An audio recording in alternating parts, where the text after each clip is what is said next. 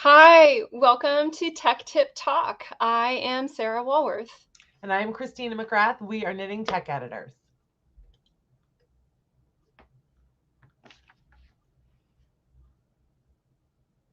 So, here on Tech Tip Talk, we answer your questions about tech editing, knitting design, and knitting pattern writing.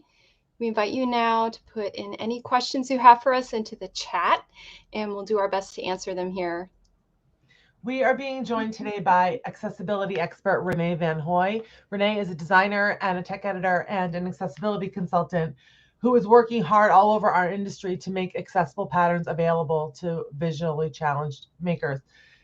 Accessibility is super important to us, and there's nobody better to talk to about it than Renee. So get your pencils and paper ready, guys, and let's bring her in, Sarah.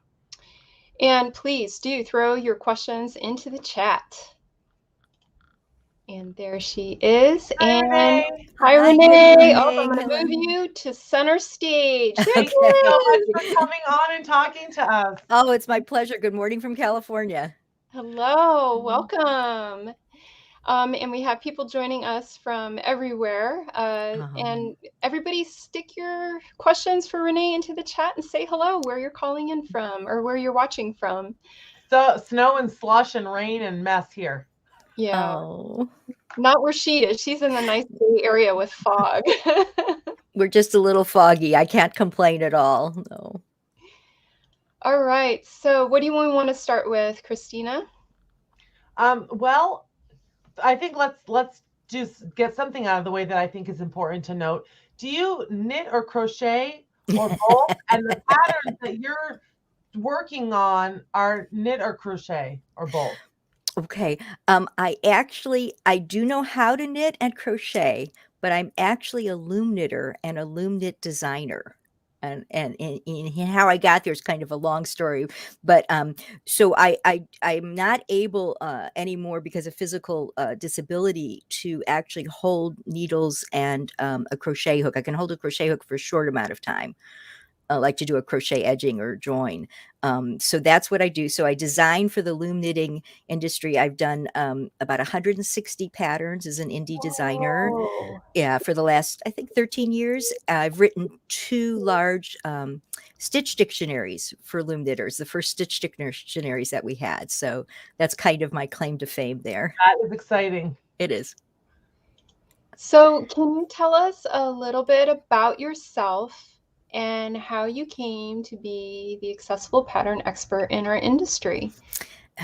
It kind of is I came there very roundabout way. And I like to say that I've been trying to read my entire life. Read comfortably, perhaps, is the way to do it. I've been searching for accessibility since I was a kid. When I learned to read, I loved to read, but it always hurt to read. My eyes physically hurt.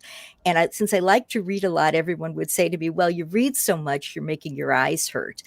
And my mom took me to doctors, and they kind of said the same thing. They couldn't really find anything wrong. And they just said, well, she reads a lot, so her eyes hurt. And it wasn't until I was in high school, I went to the library, and a book I wanted wasn't available. And the librarian said, well, we have it here in this new format called large print. Why don't you try that? And I took it home, and it was the easiest thing I'd ever read. It was just fabulous. And I read it twice and we were so excited. And it was even a long book. And after that, I had the librarian save me all the large print books. It was a small town and we all knew each other, so you could do things like that. And so I kind of got this idea in my head that something happened there. And I went to school. I came here to the Bay Area to a large university. And my first quarter in, my eyes locked in place. I literally could no longer focus during my final exams. I took them with double vision and in a horrible amount of pain. So I went to they had a school of optometry, and I started going there for help. And about a year and a half in, they still hadn't figured out what was wrong. And I really was suffering at that point and had struggling through school. And they finally sent me to a researcher, a neurologist who had come there. And back up, and it was like in a far corner up in an attic of the old university building, and he was able to diagnose me with a very rare neurological disorder. He showed me a book at the time, a textbook, that there were only 6 other people who'd ever been diagnosed with it in the history of optometry and ophthalmology. they also diagnosed me with dyslexia. So here I was about 21 years old, and this is the first time any of this is coming up. And so I started struggling at that point for, well, what can I do to fix it? Because they told me they didn't have a fix for me. There wasn't a cure for any of this. And I was in a lot of pain and really wanted to stay at school. So I remember those large print books. So the first thing I did is, we had in those days the new Xerox machines that could enlarge. And so I'd go to the department secretaries and say, could I get permission to maybe enlarge my final exam so it'd be in large print? And so I started doing things like this. And I would go to professors and say, could you prioritize the reading? We had a tremendous amount of reading in my department and my areas of study. And sometimes they would say yes, sometimes they would say no. And I'd say to them, I'm going to get to a certain point in the semester and my eyes are going to lock up. So I'd like to have at least have read, most of it. I'm going to try and read everything. And some would do this and some wouldn't. And this is how I struggled through. And I did graduate, and I actually went on to law school. It took me 9 years to complete everything. So it was a long process, and I practiced law for about a decade. I'd always wanted to be a litigator. I originally thought I would be in business and tax law area. That's what my dad had been in that field. And that's what I trained for. But I found out right away that I was not good at doing the research. I just couldn't keep it up anymore. At that point, my eyes were really exhausted. So I ended up being a prosecutor, because I could just work on my feet, think on my feet, and there wasn't as much research. And I did that. And I did that till my youngest daughter was born. And she was a very sick little girl. We didn't know it at the time, but I had to stay home and take care of the kids. And she was diagnosed with cerebral palsy and later with autism, and pretty much every learning disability you could imagine, including 3 hearing disabilities, hearing loss. So she also had the same rare neurological disorder I had, and really bad dyslexia, even worse than mine. She sees the whole world in mirrors, and she's okay with me sharing her story. She lets me talk about her. And so I started working with her issues for years, and with her team. And again, finding ways for her to work with, the right level of enlargement, large print. It's such a simple thing, but it works so well for so many different things, and auditory issues and all the processing issues that she had. So I worked with her for a very long time. And I'm proud to say she's in college, and she is struggling along. I think she's in her 5th year now. She's 24, and she's about halfway through, maybe a little more than halfway through. She's doing it the slow way too, but she is going to college, and she's gonna do it. And so, I'd been working in that field for such a long time. And then about 13 years ago, literally, I woke up one day and was blind in one eye. And I was actually blind in my good eye. Can I interrupt you for a minute, Renee? Yeah. Is there any treatment for the neurological disorder that you and your daughter have? Is there anything that anybody could do for you, or did you need to just do all the accommodations for yourself to make it work? Yeah, we have to do all the accommodations for ourselves to make it work. Glasses, there's certain glasses that she and I have to try and help it, but it's a spasming of the eyes. It's very hard to, if you decide you're not going to read, it's a lot better. Wow. But you love to read. I love to read. So my cure was I went blind is basically what happened. I was taking a medication. I had one of those 1 in 3 million reactions to it, and my brain was under attack. And it was a physical as well as a visual. I lost one eye, and 30 days later, I lost the other eye. And I was totally blind for about 2 years. I've regained some vision in one eye. I work with that residual vision now. But during that period, I had to rehabilitate. As a blind person, California comes in and does this, and I learned Braille. I learned to use a cane. I learned to do everything that you need to do to function. And so that when I was in the hospital, I was in and out of the hospital for a long time. I said to my husband, I need something to do. And he brought me, the kids had gotten as a gift the little plastic looms, the sets of knitting looms. And he brought me we were going to make, it was a holiday time. They were on break. We were going to make a scarf or something. And he brought me the yarn, and he brought me the loom, and I started knitting on that thing, and I never stopped. The problem for me was I'm blind. So I can't see a book. I can't see a pattern. And so here I am, but I want to knit stuff. And so this is what I start doing, is I start making up patterns in my head. And and I'd never actually been able really good with patterns because I was dyslexic and had trouble reading. So, obviously I'd never done really well with patterns. But as a kid, I remember I'd crochet clothes for my dolls and things like this. I just make things up. So I think that's where it came from. Well, so I started designing, and in the early days, I would just post them on a blog. And one day somebody said to me, hey, there's this thing called Ravelry, and you really are a designer, post them there. And, from there, it took me several years before I actually decided, I'm a designer. But that's where I started working in publishing patterns. So that's kind of how I got there. But the accessibility part of it was that when I wrote my patterns and published them, they had to be in a format I could see. Right. So they were accessible patterns.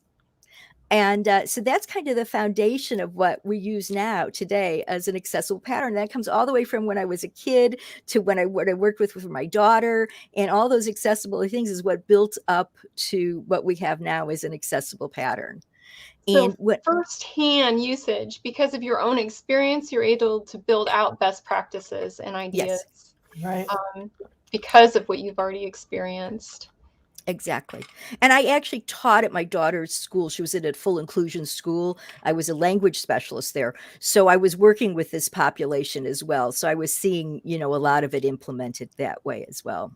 And that, it's so important. That's so important because, I was listening to you speaking on India Untangled and talking about things in patterns that need to be done differently to make them accessible. And it's things people don't think about. And that's what you learn from working with that population and having those issues yourself. You can see things that other people wouldn't even know need to be addressed. Right. There's so much value in your experience, for guiding people to make these patterns accessible.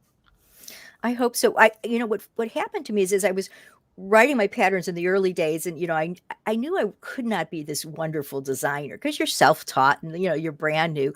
But people would write to me and say things like, your patterns are fabulous. You're the first patterns that I can understand. And it occurred to me that there was more to just, maybe I'm writing them clearly because I'm blind and I can think about them in a different way. I didn't know. But I thought, there's something about the presentation. Perhaps this is a person who has a processing problem. Perhaps this is a person who doesn't realize they have it, but that large print, because I didn't offer anything. My patterns were just accessible. There wasn't a small print version, especially early on. Later on, I would, when I did ebooks, I would sometimes do what I called a paper saver, and I just reduce it to 12 point. There'd be a second version. But my primary pattern is accessible. That's the default. So everybody was getting that. And at first I thought people might complain, oh, it's too big. No one ever complained. So right away, I kind of knew. Yeah. So I kind of knew that this was happening, that there was a desire for these patterns, that people wanted them and used them and didn't mind that they looked so plain. And I love the fact that this actually confirmed your own need. And other people are like, yeah, this meets my need too. That must have been so exciting to have that feeling. It was really nice, especially when I'd start getting a clue, because I was waiting to hear what people might say. And when I started hearing that, and then of course the blind community had picked them up even before I started really talking to them about what I was doing, and they were using them. So I knew, and blind crafters are amazing crafters. I mean, they just do everything. So that was exciting as well. So let's bridge to a question that we want to ask you is, sure, from your perspective, why is it important that patterns be accessible? Well, I suppose the answer is because it's the right thing to do. I mean, I think that is, that would be my, that's my bottom line. But, the example I like to give is, let's say instead of a pattern, let's say we're carpenters and we've built a house. We've built this beautiful house. It's perfect in every way, but we didn't put a door in.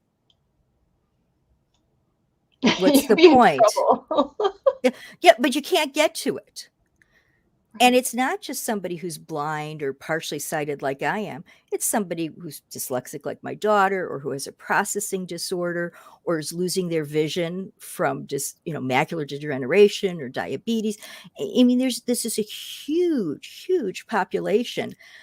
It's funny, when I'm working with the magazines, one of the editors said to me the other day, it just occurred to me, I really like working with the large print, the easy to read patterns better than I do with the magazine patterns. And she didn't even think about it, and it's just, or people who can't work with chart, we take out the charts in these patterns, you get all written directions. There's just so many reasons that these become a wonderful tool for everybody. So, it's like when they used to want to put ramps in a building. We can't imagine a building without a ramp now. Right. And everybody uses that ramp for a million different things. But when they first came up with that idea, it was, oh my God, no. So it should be the norm. It's the right thing to do, but in general, accessibility and the idea of inclusive design, universal inclusion is, I think, is what they call the concept. It's always been found to be better for everyone when it's done. Yes. In the long run, it benefits everyone, not benefits just those who might need the accessible part of it. Exactly. Well, it's funny how if you don't have experience with something or you haven't experienced something, you don't think about it.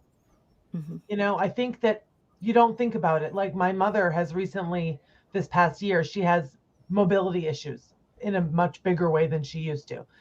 And our front stoop has no stairs, no railing. And she was having a lot of trouble getting into my house. And it became kind of like a deterrent. And she was like, well, Chrissy, it'd be so great if you had railings. And I was like, why don't we have railings on the stairs? Like, that's crazy, right? So we put in railings and she was like so happy and grateful. Well, my mother-in-law was over that day and she was like, oh, I love that you put railings in. This is so great. And I didn't even know she wanted that also. Do you know what I mean? Well, and it's not just her. Think of children going up and down steps, new walk. It's only two steps. It's only 2 steps, but it's like when something is the way it's always been, you don't always think about it. Like it even took me and Mom a little while to realize, we could just put railings on the 2 steps, It's like, yeah, and what we're discussing isn't putting up a railing. We're just talking about changing a font size. Yeah, and I think exactly so that there's not columns in the pattern. Well, and that's it, and I try and I do a little posting on Instagram. I'm very slow there, but I try and there suggest to people there are small things everyone can do that you don't, if you're worried about the whole big concept of changing every pattern, don't do that then. Start with the easy stuff. One of the things I love to tell people is just use all fully saturated 100% black ink. Yeah. That alone is huge. That's huge. And of course, that should apply to your newsletter, your website, whatever. I mean, gray, I can't see it. It's gone for me. It disappears for me. And it's true for so many people. And so, that's like such an easy thing to do. Just change it to black. Well, and I have noticed a lot of patterns lately. There's like a style to be airy and light, you know what I'm saying? And there is a lot of gray. There is a lot of gray type lately. Well, and since so much is done digitally, I mean, one of the things that makes accessibility cost easy, we're just talking about the digital part of it. So make a second one that's just black. It's just easy step, easy right there. Yeah.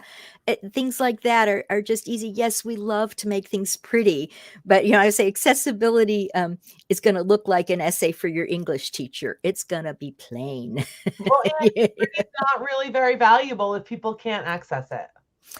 Exactly. I want to kind of jump ahead now that we talked about that. What do you find trips designers up most in creating accessible patterns? Like, what do you find that people have a hard time with when they attempt to do that? So if they've taken I have a little class and things like that they can take. But what I try and tell when I teach this is that you should use something like Word to write your document in, because you want to keep formatting out of it. And this is for patterns that we're targeting, maybe for something for a screen reader user in particular, because the screen readers get really tripped up. And so one of the things I'll do is somebody will do a pattern. The designer will set it up for the screen reader and send it to me, but they've done it in something like Google Docs. And I go to check it and the words are just garbled. Wow. And they may have even checked it within Google Docs with the built-in reader. and that might work. But when you use the screen reader software that people like I use and the blind community uses, it's just a separate software that we run. When it goes to reading Google Docs, there's all this extra formatting that's in there. Or they've taken an Adobe document, let's say a pattern that was already written, and they've copy pasted it into a Word document, and it brings over all this extra formatting. And then I'll spend hours taking that out as an accessibility editor. If you can start it with as clean a copy as possible, in a Word works beautifully, and then that transfers to the Adobe PDF beautifully. We generally don't find too much of that extra formatting, so that's a big one that I run into periodically and frustrates people. But I think mostly that what trips people up is they don't want to try it.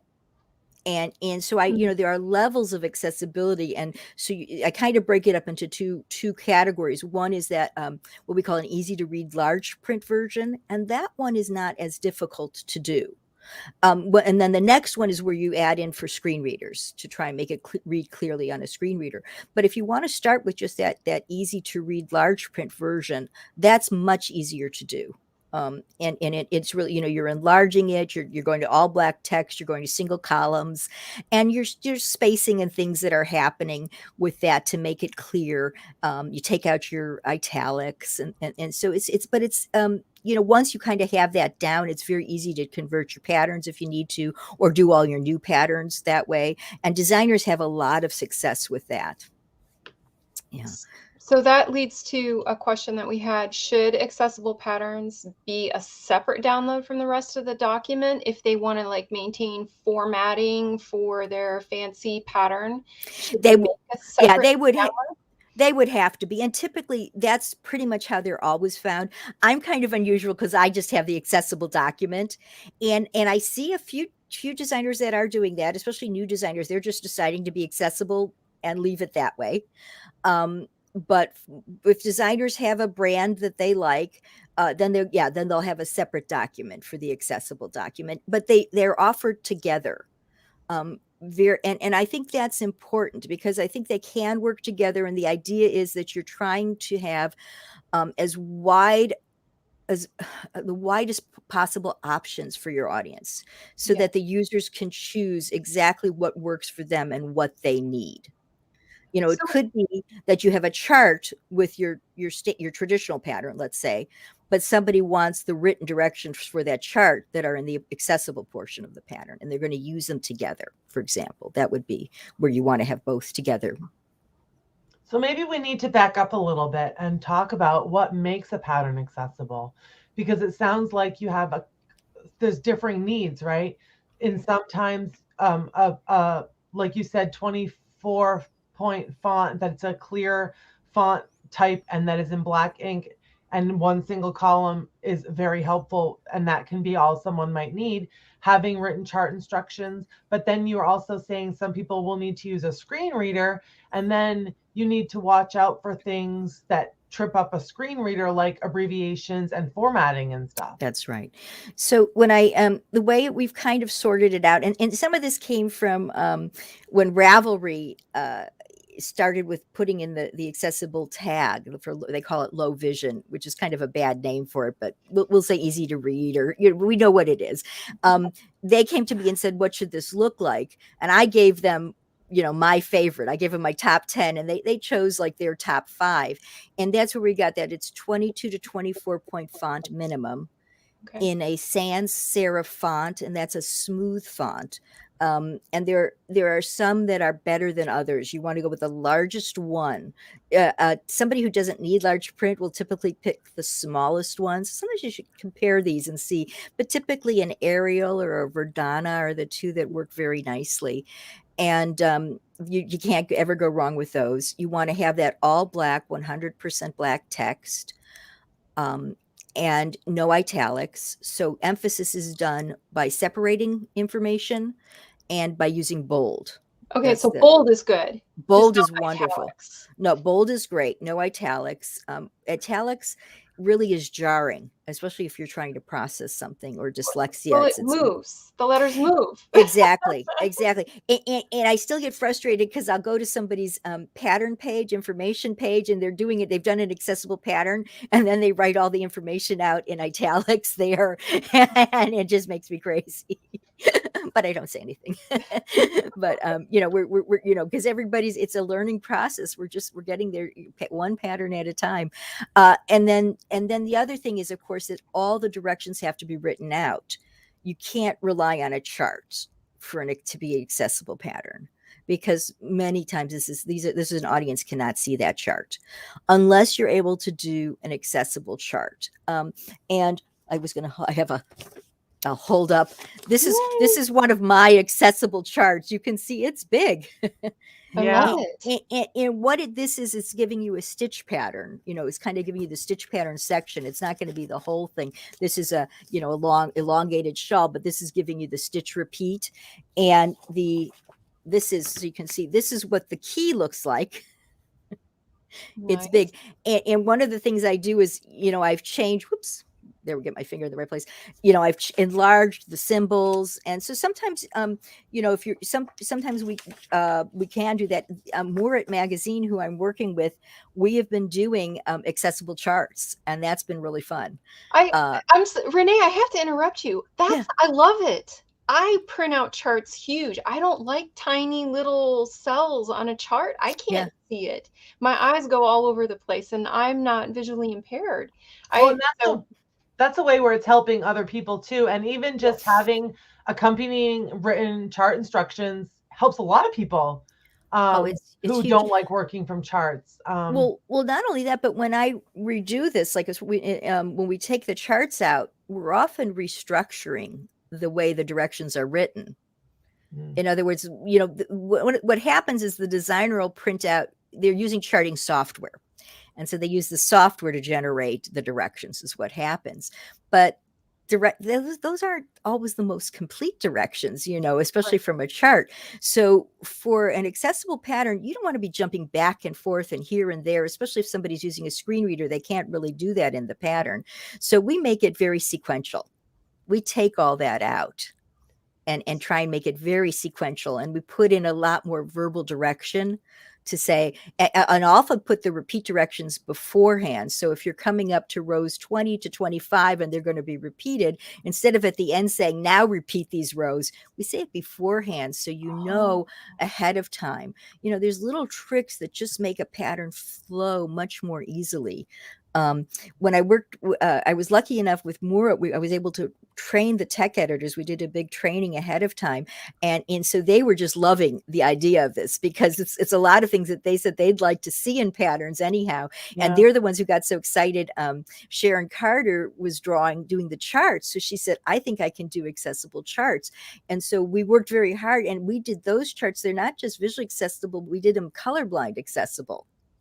Wonderful. We worked with colors. So that's another area that we're expanding into as well, is trying to get people to be aware of color blindness. And there's about 12 different kinds of color blindness. So once again, this is an area where the designer might choose to do certain things. What we do on all these patterns, by the way, is they all have to have what's called an accessibility statement in their descriptions, so that when someone's going to buy the pattern or download the pattern, they know exactly what features it has and whether it's going to work for them, whether it's for color blindness, whether it's for visual impairment or processing, whatever it's going to be. We want that statement there. And so on Ravelry, I'm the special editor for these patterns. So I make sure I go through as they come through and make sure they all have the statement. If it's not there, I chase down the designers and make them add it. And because sometimes they forget, or sometimes they don't know if they're new to it.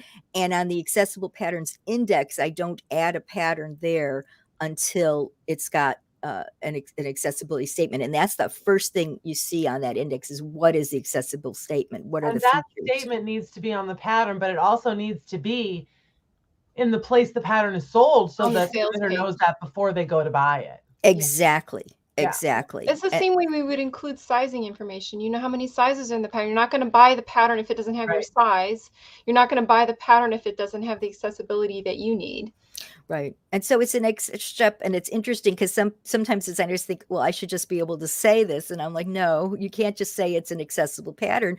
In what way? In what way, right? Exactly. And I really push them on the screen readers, because I want them to say how they've evaluated it and tested it, because there are very few people who test it as thoroughly as I do, because I'm like I push everybody. I have to admit, I want designers to go as far as I could push them, but of course I want them to tell me, no, this is enough. But everybody has their limits, but I want them to know that, let's think about, be aware that there's more you can always do. And so sometimes people hear me and they get worried, oh, I have to do it this way. Don't, no, anything you can do that helps is wonderful. It's, if you want to do it one step at a time, that's fine. If you want to jump in and try the whole thing, that's fine too.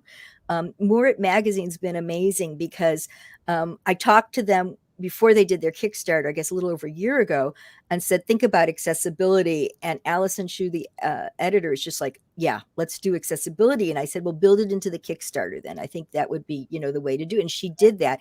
And she had an amazing Kickstarter, and we trained in April, and we started working on the magazine, I guess I want to say June or July, the first issue. But when we trained, the two tech editors were so enthusiastic, and Allison and I said, well, you typically up until now, you can do a combination accessible pattern where it can be the large print, easy to read, but it also can be screen reader accessible. We kind of combine them. But I said, if you really want to make it, extra special, you do two separate accessible patterns. You have the large print, easy to read, which still has the abbreviations and things, but there's a lot of things we do to make it just clear and work beautifully. And then you can have just a screen reader pattern. You take out it has all those other features, but you take out all the abbreviations. And there's a lot of punctuation and things that you have to do. And you have to take out like all the repeat symbols, because those are visual symbols. So those, and the screen reader doesn't really see them, doesn't read them aloud. So you have to change the way those are read in the pattern.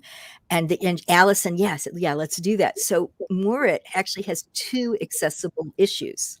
That's phenomenal. It's really amazing. Yeah. And we're going to start, they've been working on it. Now I don't get everything until it's all been tech edited and it's all ready to go. So I'm going to get it, I guess this week, maybe I'll start seeing it for issue 2.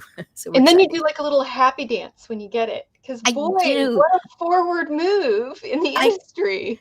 I do. The first time a designer, when we were starting to do these accessible patterns, and a designer sent, I had helped her out, and she sent me the final published one, and I looked at it, I cried, and I had a really emotional response because it was the first time I saw a pattern that wasn't my own, that I could see, that I could read. And it's really something. And when I talk to the blind crafting groups, and I'm trying to explain to them what we're doing, they don't understand it because they don't realize it's anyone would ever do this. This just hasn't been done, that we'd be taking the time to make sure the screen readers can actually read the patterns. Up until now, they've had a very tiny amount of patterns that they can actually work from, a minuscule amount. And for the first time, we're making this available. The first time magazines are available and understandable. This is huge. Pretty exciting stuff. It's huge. It's huge. You're at the forefront. It's wonderful. So can we talk about font for just a second? We have a question in the chat. So yes. You mentioned the larger size, 22 to 24 sans serif.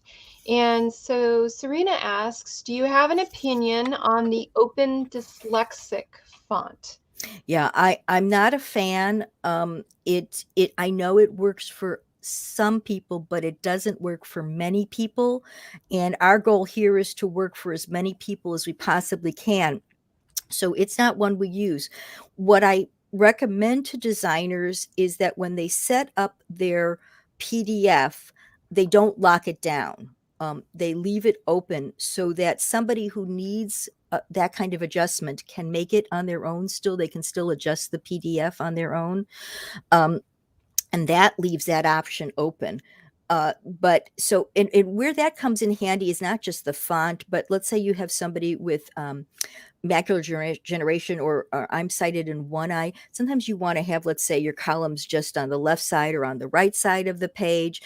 So you still want to leave some adjustments, but we're going for the majority, what's going to work for the most people that we can do. And so something like that, the dyslexic font, it's not used very much, and for the most part it's not working for many people. It really doesn't work for this kind of clarity. It doesn't work well with the screen readers often. So that's one that we haven't been using. I thank you for answering that. I think that's Yeah. really helpful to know that, because Yeah. people would think, oh, well, I'll just use this font. Well, maybe not. It's a new one and it's out there, but I don't know that it's been tested well at this point. Maybe it'll prove to be that it is better, or they'll tweak it. I think it's also a font that's been it's useful. People like it when it's on a website maybe, or on a screen, and that's different than what we're seeing. We're working with patterns that people will tend to see on their home computer or printing out. It's not going to be quite the same in a PDF document.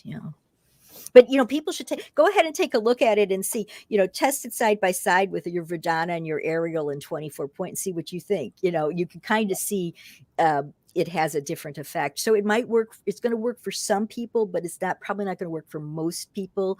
And we want to go for most people and maybe leave the option. And something a designer can do in their accessibility statement is say, I've done this, but if perhaps you want the dyslexic font, let me know and I'll make you it's not a big deal to change it for somebody if they wanted it, if you want to make that option. So we've talked about designers making these decisions. Let's talk about tech editors. Do you feel tech editors should be trained in accessibility and then advise their clients around it, as we do for grading and size inclusivity? So that's part of the parentheses there, is we already do this related to size inclusivity. And so how do we advocate for this? Well, I think you can certainly encourage your clients to do this. Certainly would be that. And there's some overlap, but there's a lot of difference as well. So, I was trying to think how, because I had this question ahead of time. A tech editor is going to be looking at, let's say you have the charts in the pattern, and they're going to be checking to make sure the chart is correct. When I get it, I'm going to be saying I need the written directions from the chart. Yeah. And so the overlap would be is I'm going to hope that maybe the tech editor, knowing that there's going to be an accessible version, will have checked those written directions to make sure they're correct as well, because often they're not.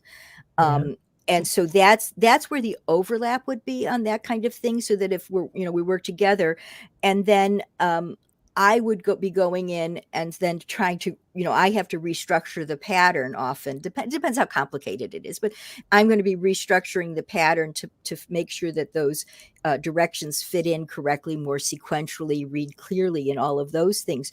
So, it's a long kind of tedious process. So I think that, the tech editor could also become the accessibility editor, but it's not typically what they would be doing. It's a different way of approaching the pattern. Now, if it's just the large print, easy to read pattern, that might be something that the tech editor could work with if they want to, add that to their list and learn about that. That might be something that they could do. But I think once you're getting into the screen readers, it's a little more difficult. So I'm trying to think. Just checking to make sure. Yeah. We can send them to you, though, or Absolutely. we can send them to you. So let's talk about that. Where do people go who are interested in learning more about accessible patterns, or making patterns accessible, or working with their clients to make sure that their patterns are accessible? Where do you go to find out more info? Well, my baby, my volunteer project that I've put together is the Accessible Patterns Index. This is meant to be it's outside of Ravelry. It's an index. It's in a fully accessible website, accessiblepatterns.com, and I'm putting over there all the accessible materials I can find. Right now, we've got knitting crochet, Tunisian crochet, and loom knitting going in. And it includes not just patterns, although I've got all the designers that I'm aware of, at least, that are doing this. Not all their patterns are necessarily in there, but at least all the designers are there, as well as other sources. So there were there was a wonderful woman who's been doing Braille and digital Braille and print Braille for years, and she had a collection, so we're putting her collection in there. There are a few private companies that do some Braille craft books, so we've been putting those in there. And then there's in the US here, there's the National Library Service and Bookshare who are available, and so they've got a lot of materials. Now their materials are not necessarily adjusted. They're just like, if it's an audiobook, they just read it. And if the knitting book says now work charts, 1 and 2, you're stuck. They don't always work. How do you get to exactly? And this was the problem. But we're collecting these and putting them in there, and we're describing what accessible features they have. That's what I'm doing. There's over 600 page entries right now, but there's more patterns because many of those are books. So that's all free. It's supported by small donations. There's a little Ko-fi, and then I sell a $20 recorded class on how to write accessible patterns, and I include a free pattern review. So if you're a designer who's really interested, you can listen to my little class, and then you can do a pattern and send it to me for a review, and it's a really great way to get started. That's fantastic. What a service you offer. Well, I want to support the index, because in order to have an accessible site, it's a little more expensive. The free blogs and sites are not particularly accessible. So in order to have this be accessible, and I want it to keep going, it's a little more expensive to support it. So that's what's happening there. But this course is great. That was something I'd wanted to ask you about too. Something that people can go to learn this. This would be a great start. There's also all kinds of written tips over at Accessible Patterns Index. And if people are still able to access Ravelry, there's the Accessible Patterns group there. I've put pretty much the similar information is in the group pages there. But it's all over at Accessible Patterns Index as well. And then they're always welcome to email me. I'm also on Instagram as R Van Hoy 1. Mm-hmm. And you just I saw your brand new profile for Accessible Patterns Index too. I do, except for that I'm so technically such a dinosaur. I'm still having trouble figuring out how to use the two together. So so I'm still posting mostly under Renee.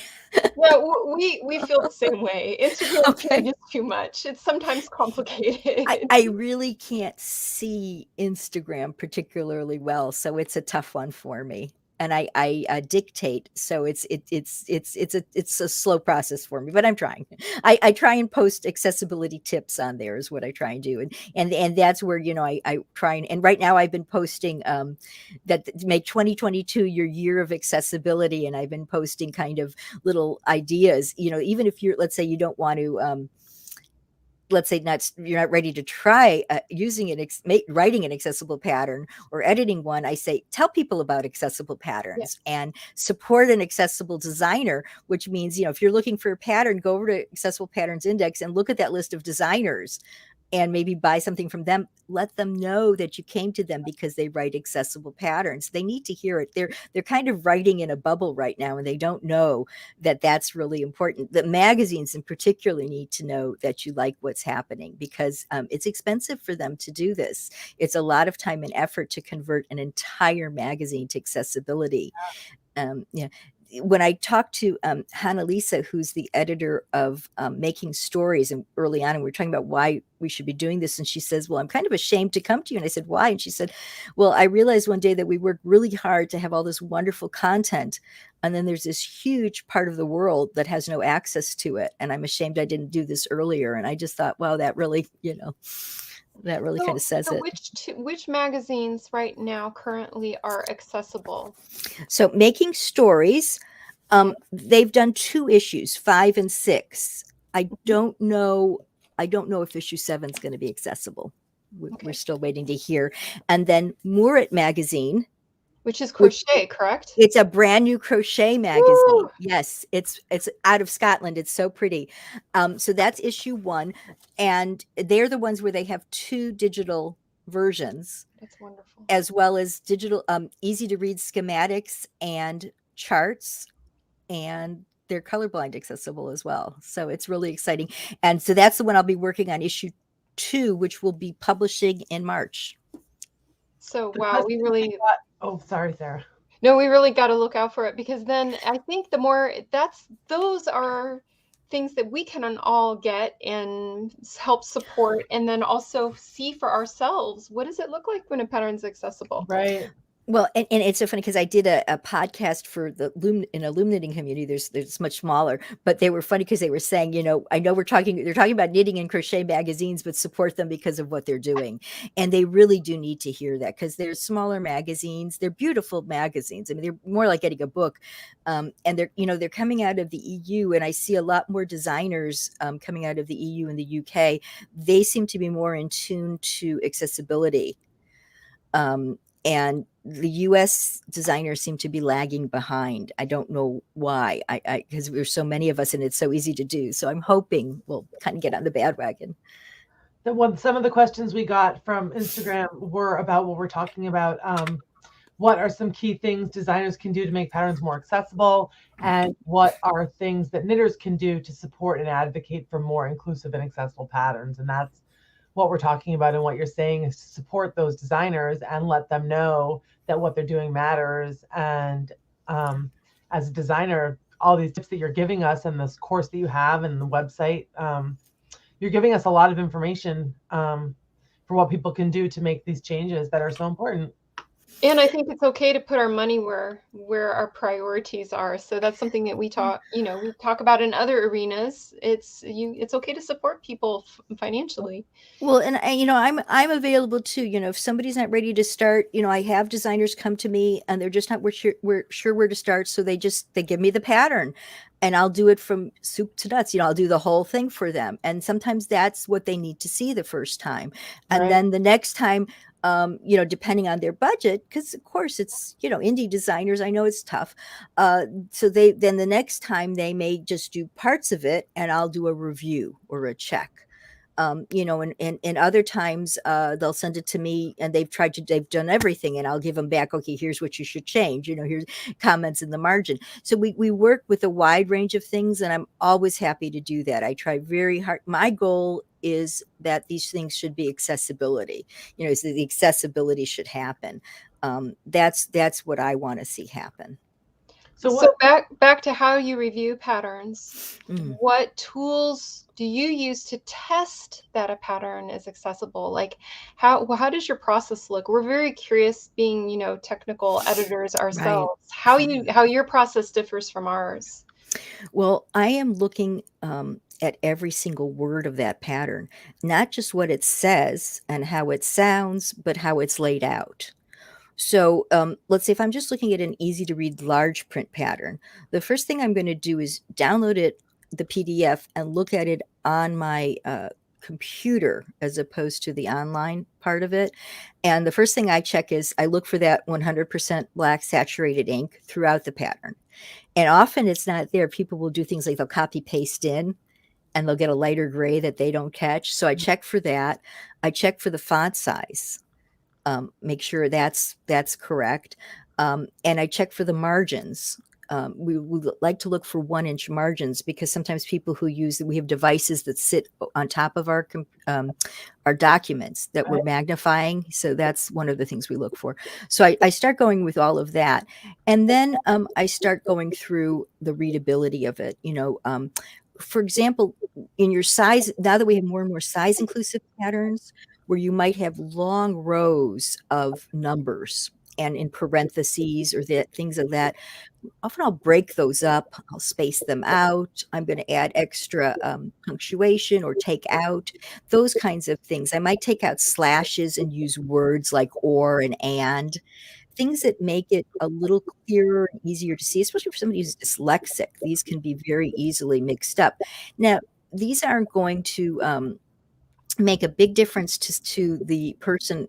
They're changes that we make. They take up slightly more space, but the standard person isn't going to mind it either. You could have this in the standard pattern as well. So I start going through those types of things. I'm going to be removing those italics and making sure all of that's out of there. And sometimes I'll pick up errors, especially if a pattern hasn't been tech edited.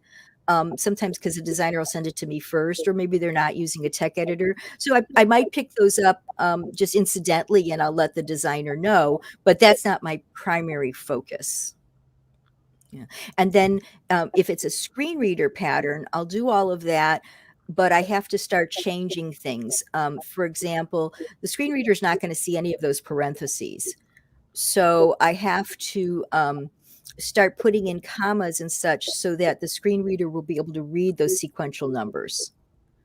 And then when we get to the pattern itself and all the abbreviations, pretty much we're going to take them out. We might leave in, let's say, K for knit and P for purl. Right. But I have to make sure that P for purl is capitalized. And the reason I have to do that is that screen readers often have abbreviations built in. So when they see, let's say, a P5, we would think that's a purl 5, lowercase. It will read it as page 5. Page. Wow.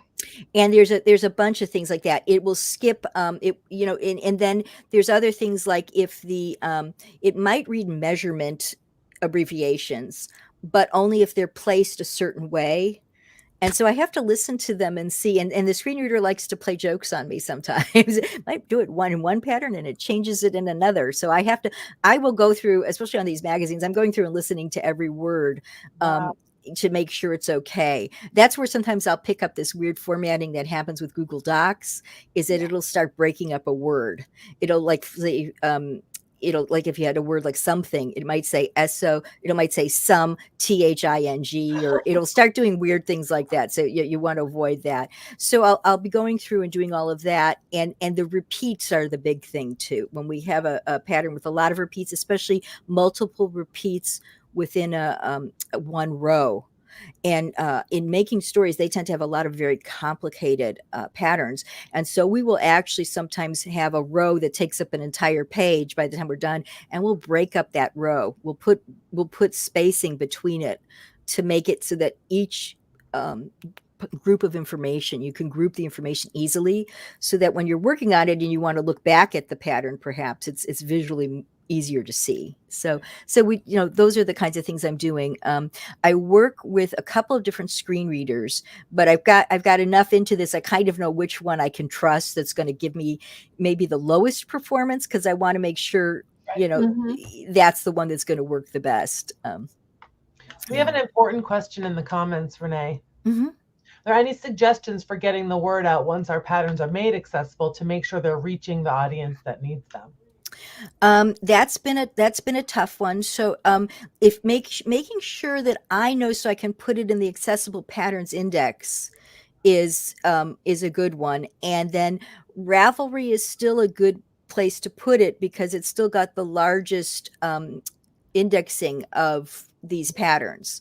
So those two locations are still, those are the two places where we're putting the patterns. But I started Accessible Patterns Index so you didn't have to go to Ravelry. So making sure that they're there.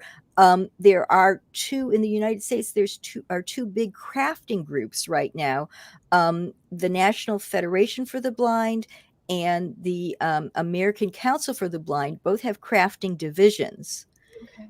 And so you could certainly join up and let people know there. People aren't doing that yet. I keep reminding them that we have the index. They're aware of it, but they're out there as well. But that's missing. That's only getting people who are active on computers. So it's still tough. I've been trying very hard to get the National Library Service to put the Accessible Patterns Index address in one of their mailings, because that goes out to all the members, and they have ignored me.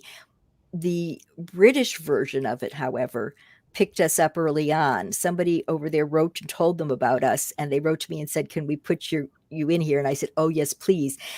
it was very interesting that they did that, because when they digitized their library, they dropped their craft books. They didn't have a Oh, lot beforehand. And so it was a really, tragedy.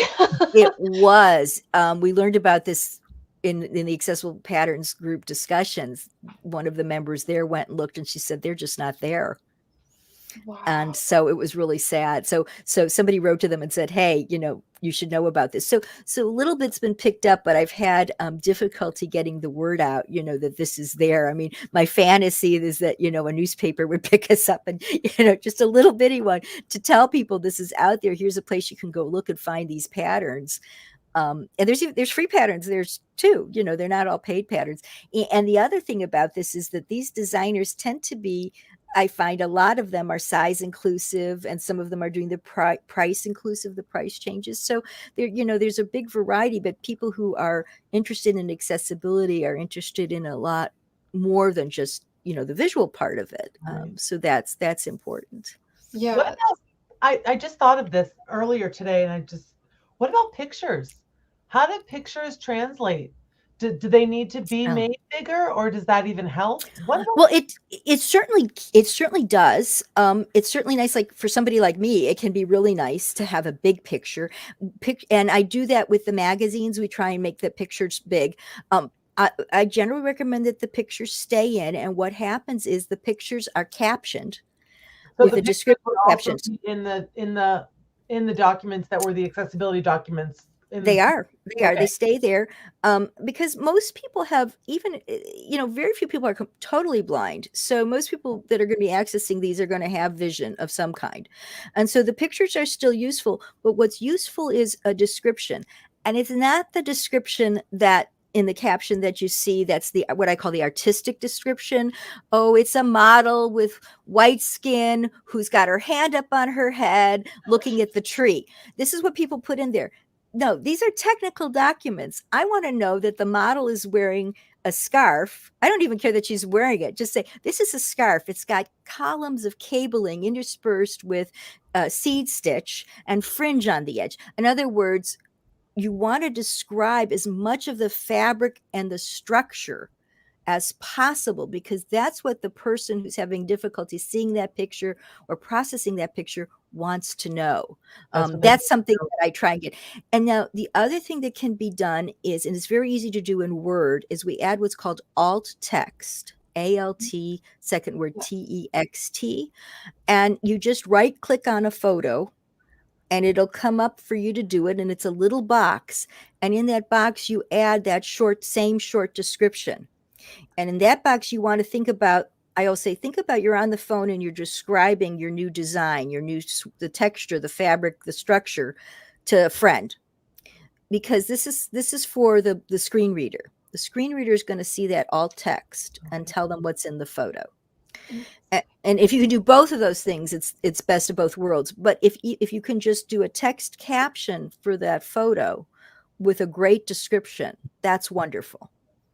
That's so valuable. Thank you for explaining that, because I was wondering the same thing too. Would you Yeah. just do alt text, or would you do alt text and a caption? I recommend doing both. If you're for whatever reason you can't do the alt text, you can do just the caption and say, photo caption 1, because that what happens is that the person who's not sighted is going to come across that photo and wonder what happened there, because they won't know what it says, and that's an uncomfortable feeling for them. So if you have a photo caption that says photo caption 1, or photo caption, so that just kind of cues them in to what's happening, then they know what's happening. And it's hard. The alt text is limited. You can't put as much information there. When I do it for the magazines where I have loads of photos, it's really nice, because I can just spend tons of time going through all the features of the pattern. I can talk about if the sweaters, what the shoulder construction is, and how the cabling falls across it, or how the lace falls across the yoke. It's really wonderful to be able to do that. But typically we don't have that many photos in our patterns. So it's nice if you can get a good description that's going to tell everybody the technical aspects. They really it's nice to have an artistic photo description, but really what matters in this pattern, they want to know what that pattern looks like. They can't see it. Right. Yeah. So here's a question from our audience. Mhm. Jenna asks, can the alt text and the caption be the same text? Yeah, absolutely. Yeah, absolutely. Nice. Thanks, Got a Jenna. compliment for you in here too. She says, I have 2 designers who have worked with you and they were both thrilled with the experience. Oh, that's so nice. They I love working with these designers because they're just good people. They're good people. Well, we're almost out of time, so we're almost to the top of the hour. So we wanted to ask you, let me find my question here. How can people find you online? And are you taking new clients? And I think we've already covered this, but we'll just reiterate. Yeah, I'm always happy to take new clients. Absolutely. That would be wonderful. And you can find me online, Accessible Patterns Index. You can contact me through there. Oh, I meant to mention, the Accessible Patterns Index has a little, you can sign up for, they call it a newsletter, but what it does is it tells you all the new patterns as I add them, all the entries. Oh, So that's a great way to see what designers are doing and what's been added. So that's a fun thing you can do. But you can contact me there. You can contact me by email, rvanhoy@hotmail.com. And I'm still on Ravelry as Mom Cook, and Instagram as rvanhoy1. That's wonderful. We really appreciate you being here today with us. This means so much to us to get your insight into this aspect of pattern writing. And yeah, it we means the really world to so me glad to talk to you. it means the world to me to be able to talk to both of you and your audience. The questions have been wonderful. If anyone has any more, feel free to get in touch. We Yes, definitely will. absolutely. Thank you so much, Renee. So we'll say goodbye for right now. Thanks a lot, Renee, for being here, and we hope to see you around. Absolutely. Oh, I'll be doing a webinar for the Oh. Craft Industry Alliance in March, on March 10th. So that's exciting. So the Craft Industry Alliance is an organization for not just yarn people, though, right? It's They for do all kinds of craft businesses and some of the large businesses. So I'm kind of fingers crossed. Maybe we'll get the idea of accessibility out to a wider audience. Yes. So exciting. Yeah. That's fantastic. We wish you the very best, Renee, and we wish accessibility for all the patterns. Thank Thank you. you so much. Thank you, guys. Bye-bye. Bye. Renee, thank you so much. So thanks everyone for joining us today. This was really special.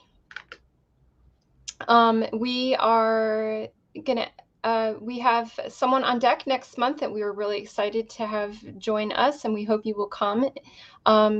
Do make sure you subscribe here and sign up for our newsletter. If you subscribe to our YouTube channel, then I think you get a reminder. Is that right, Christina? You'll get a reminder, a notification on YouTube. We also send a newsletter right before the broadcast, so that if you're not getting your YouTube notifications, but you're obsessively checking your email, that you will still know we're going live.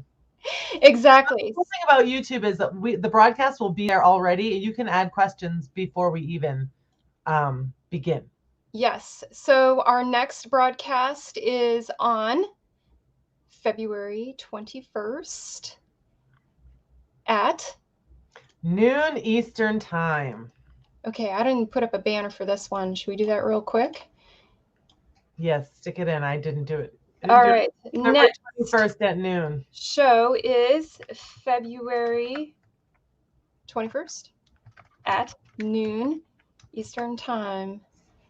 And this is, we're going to be meeting with Chaitanya Muralidhara, who is a colleague and tech editor that we personally work with. Oops, there we go. And we'd love to see you here. Do feel free to send us questions ahead of time.